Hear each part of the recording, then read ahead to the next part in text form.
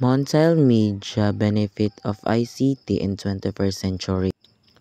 Multimedia is the combination of different forms of media such as text, image, audio, video, graphic, and animation usually presented in interactive or digital platform.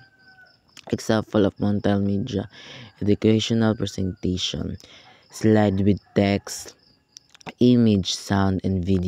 Video game: use of graphics, sound effect, background music, and interactive element.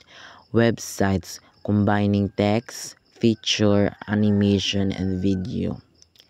Video and animation: blending video, sound, and visual effect.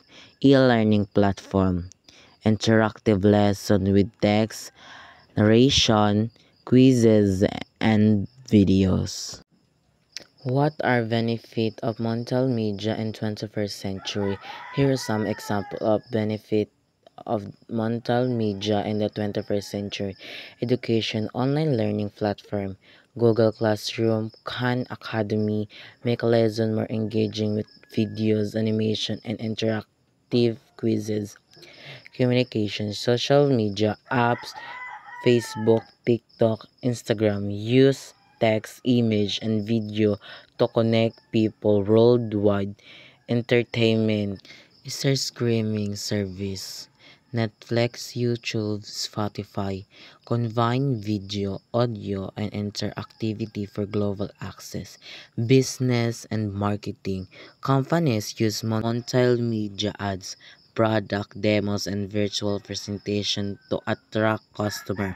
Healthcare: doctor use multimedia for medical training, patient education, and even visuals for tourism and culture.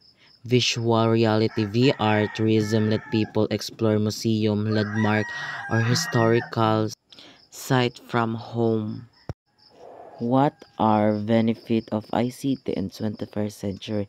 Here are some examples of ICT benefit in 21st century. Education: online classes, digital libraries, and e-learning platform make learning more accessible and interactive.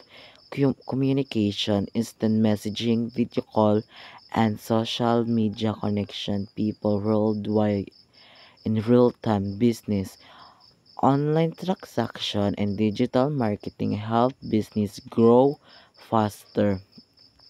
Healthcare: digital record and health apps improve patient care and medical service.